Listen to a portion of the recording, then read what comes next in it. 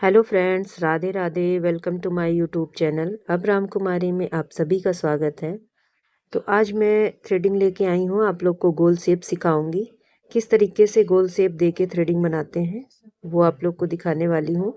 तो वीडियो में लास्ट तक बने रहिएगा। कहीं भी अगर नहीं समझ में आता है तो कमेंट करके पूछ सकते हैं आप सभी, और उस टॉपिक पे भी वीडियो लाऊंगी आप लोग के लिए जहाँ से नहीं समझ में आता है।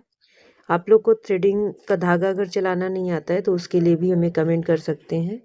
चैनल पे हमारे नए हैं तो चैनल को सब्सक्राइब कर लीजिए, और वीडियो को लास्ट तक देखेंगे तो बहुत अच्छे से समझ में आएगा। जो बिगनर्स हैं वो भी बहुत अच्छे से थ्रेडिंग करना सीख जाएंगे।